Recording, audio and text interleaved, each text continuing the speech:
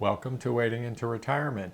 In this week's episode, we talk about our trip to a financial planner.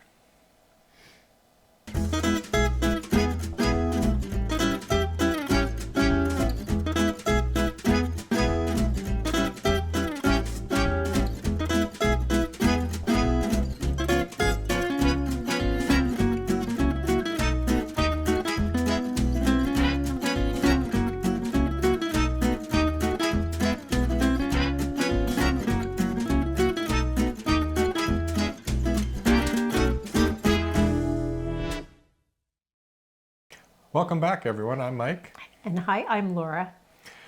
And this week, we have had conversations every night about the results that we got from a financial planner. Yes, we have. And I think we're getting closer and closer to alignment, but it's been a bit of a spicy week in our household. Yeah. So we took all of our financial information. So all of the investments, our proposed pension amounts that we're going to get at any particular age that we may choose to retire at, value of the house, all sorts of things. So basically our entire net worth, and we handed it over to a financial planner. We also included in that what our expectation would be as well. So if we were going to be renting in Mexico, what that cost would look like, what we expected our expenses to be based on our recent trip as well. Yeah. So it was kind of our current financial position and then what we thought we would need in retirement.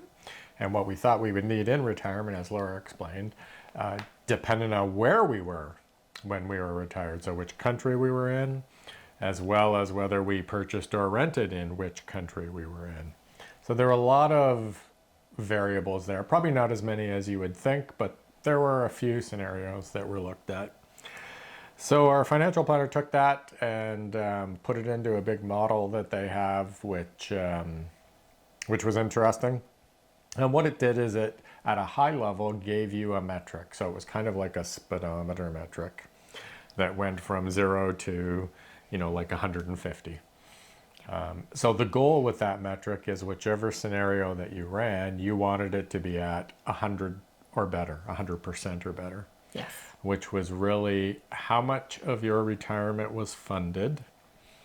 So you wanted it to be 100% funded, obviously. You didn't want a shortfall in your retirement. 100 or better. And if it's better, that just gives you a bit of a cushion. And everything was based on a very conservative viewpoint. So we understood that although we can't foresee the market in the next 45 years, we also can expect that the viewpoint that the financial planner was taking was a very conservative one. So risk was based on a lower end of that scale as well. So for those that are into numbers, some of those planning, parameters in the model, they assumed we were both going to live till we were 95 years old, which don't think that's happening, but who knows? They're planning, again, these are kind of worst case scenario situations, right? Well, I don't know. 95, is that a worst case or a best case? I think that's a best case in our case, whatever the case. The long case scenario. So they assumed you were going to live till 95. They assumed an annual inflation rate of 2.1%.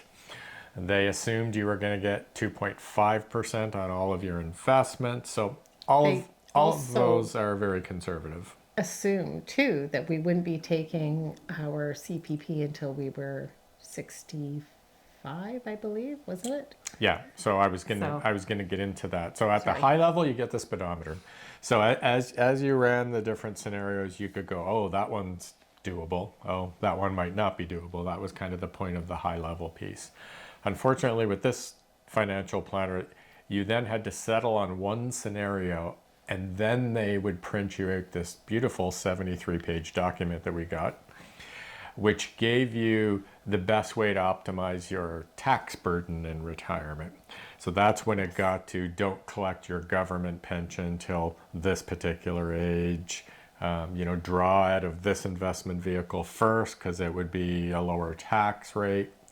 So that's when it kind of gave you the detailed plans of how to accomplish getting to that point. One of the things that was an aha moment at that point when we, gave the scenarios and started walking through them was that once you make the decision to start taking that money out of retirement, and you stop that clock, you can't restart that clock.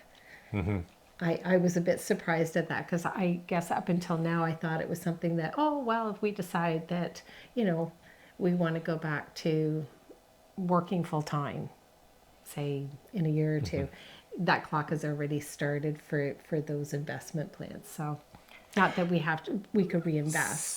So that's very investment specific, that comment that you made, Yes. right? Yes. So if you have a bunch of cash or GICs, it's not in anything registered, you can take that whenever you want, stop taking it whatever you want. That's totally up to you. It's just here in Canada, if you have an RRSP and then you want to retire and roll that over, it gets rolled into what's called a RIF, a retirement income fund. Once you start activating that RIF, you can't then stop. So the implications to that are if you activate the RIF and start to get some income out of that on a monthly basis, which is what we all need, then you go back to work, then you're in a higher taxable income bracket because you've got a full-time job or whatever job, plus the money coming out of the RIF. So we're getting very complicated in this conversation very quickly. Yes, we are. Well, and it I guess because there were so many things that came out of the conversation. But that was my one aha moment. Yeah. So I think the aha moment for me is I'm a planner, I have a bunch of spreadsheets, and I already know my net worth and all sorts of things like that. But to have a independent party then tell you, yes, this option you can do. So the first option was, as an example, we retired today, which was last week. So, we leave the financial planning meeting, we both go into work and we say, see you later, nice knowing you, we're leaving. And we move to Mexico for 10 years. And then we come back to Canada for our final years. I keep saying we come back to Canada to die. It's really, we live in Mexico for 10 years and then we come back in our very elderly years for Our kids to look after us. so we can be a burden to our children. That's essentially that scenario. And yeah, so we were 109% funded for that. So theoretically, we could stop working today. We could execute this Mexico plan and we're okay till we're 95. Yes. At which point you would then just be eating like beans and rice. Well, and it was 109%, but that when we did do the different scenarios, that wasn't our top percentage either. No, there are a lot of options. So that was the retire right away. So anyways, that was my takeaway or my aha moment from this is reality is we could probably retire today and find a way to get by till we're 95 and we're in pretty good shape for that. So that was a high five moment. It was. We're there. And it was a confirmation. So Yeah. we did the grunt work, if you will, to try and figure out for our own peace of mind. And then this just confirmed it. I don't think that everybody has to do it in that order. I think you could go to a financial planner and go with your scenarios and talk it through and then go back and kind of, okay, can I live with that? I think the key thing for me in that whole piece was, as you know, if you've watched the YouTube channel, we have gone and we have spent, well, you've spent a month in Mexico to really get an idea of the costs. And we have made it very personal in that regard. I think that that would be a good step if people could do that or really investigate what the cost of groceries and your living in another country might be. So our numbers around what it would cost us to live in Mexico, I'd say because we've been on this journey and we've been sharing it with you on YouTube, they're probably fairly accurate. It's not a, hey, let's just Pull a number. pull up some number that we believe we're going to be able to live in Mexico on because we've experienced it and tried it. So we are planners and we're still planners. So we did not go into work and retire that day. Although it was tempting for one of us. So really what came of it was we looked at some other scenarios. So we can work, well, we can work till whenever we want, but we said, show us a scenario if we work till 60 and what that looks like. Yes.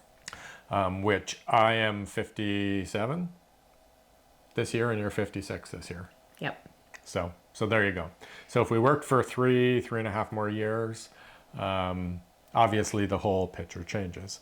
And then the scenarios we were looking at were all funded at like 134% was one of the percentages, which, so that 34% gives you more buffer in your planning assumptions, right? So if maybe you underestimated something, then you know you're going to be covered. Where 108%, if we were to walk away right now, you just have less buffer. That's the bottom line.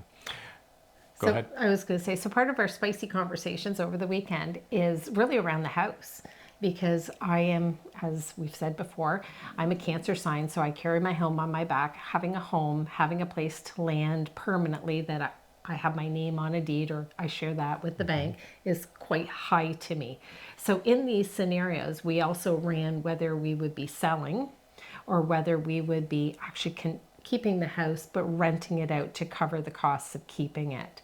So if we retired tomorrow, that makes it tight to be able to do that, and it really limits us coming back unless the markets do change or we continue to work or something happens to really move back into this house within that 10-year time span. Yeah. On the flip side, if we wait till we're 60, we can do that. And We can do both comfortably. yeah. Well, And just be less like risk. snowboards.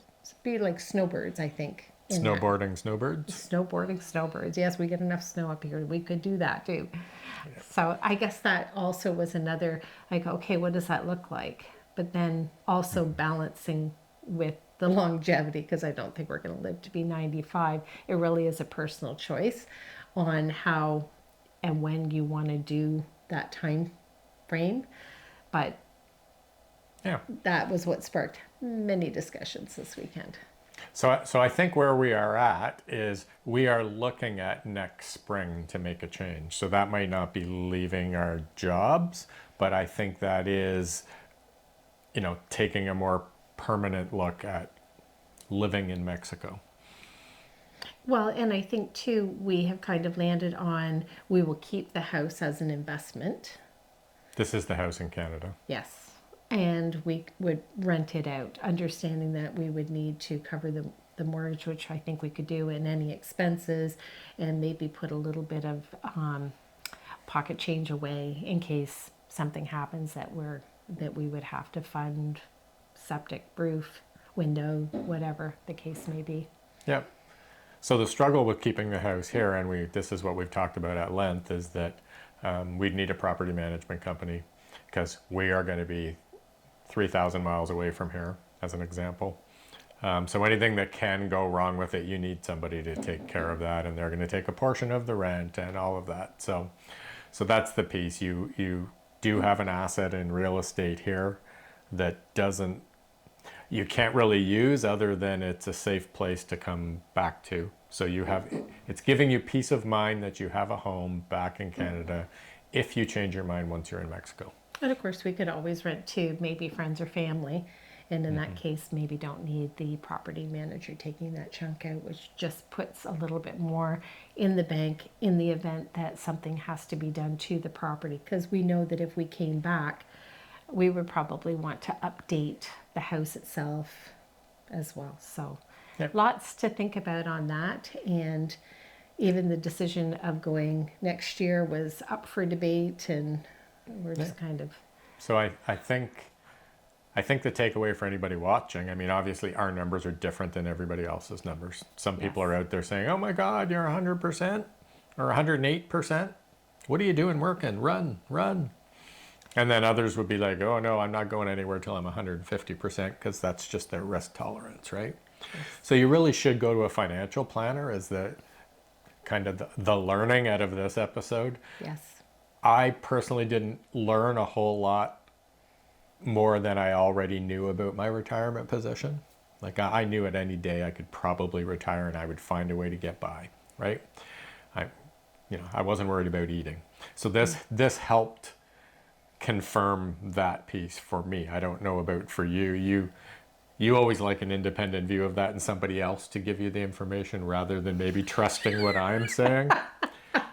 I think it's more that, I would disagree. I do trust and put great stock in your numbers and the way you look at it, because I know that you are a planner and you want us to be both be safe into retirement. But then I also realized that this is not what we do for a living, and it is always a wise idea, whether it's your health, your finances, your home. I always say, go to the person or group that's what they do for a living. And that tends to be why I don't get insurance through a bank, and I go to insurance companies for that. So I think it's good to go to a financial planner for the peace of mind, but also it is what they do for a living on a regular basis. They're more aware of the changes in laws around CPP and, the percentages, that type of thing. So I think that also is a pretty big key. Yeah.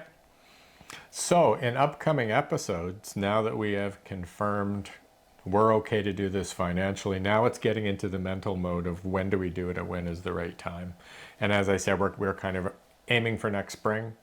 We'll see how that goes, but we can start to work things backwards in terms of, getting rentals and maybe, divesting some things that we have here, like boats and stuff like that, right? So it gets you in that kind of mindset to prepare for, and it's a year out. And a year is going to go by very quickly. It will. I think it will. And I think too, we have made the decision that we're going to keep the house and rent it out. And I think that was a fairly significant decision to also have been made. And whether rightly or wrongly, I know a lot of people have said to us, just sell everything and go. And we've also heard people say to us that if you don't sell everything and go, the chances of staying there are probably not as high. I'm not sure that necessarily applies to us. So I think it's a good blend. And the housing market also has some impact to that decision too, both in the future because we are on water and being able to return to on water or sell at this point. So, yep. You just try and make decisions with the information that you have the best way that you can so that we can look back with no regrets. Bug. The idea is that we're going to warmer water that you can actually go in year round. Imagine. I know. Well, it's the healthier lifestyle that always gets me. Water that does not freeze. We'll be walking. Yeah. So the lifestyle is a big thing, right? For us. So we might get to that 95. Yeah, it's doubtful, but you never know. You do never know. So again, if you haven't subscribed, please do. Just click that button. And if you would like to support us financially. Oh, we just told them we're over 100%, like anybody's going to click that button. Yeah, but they may have found the content interesting enough to want to give us $2 for a coffee. You can click the Buy Me a Coffee button as well. That sounds good. If you're enjoying the content and the waviness of the content, and give us your I think feedback that's worth too. money. Well, and give us your feedback. Some of our subscribers actually have made the jump. Others are still looking into it. So give us your feedback and some ideas on what you have found that really have given you the peace of mind to get you really drawn in that direction. Mm-hmm. I have not been drinking or doing any illicit drugs during the making of this video. Goodbye. See you next week. Bye for now.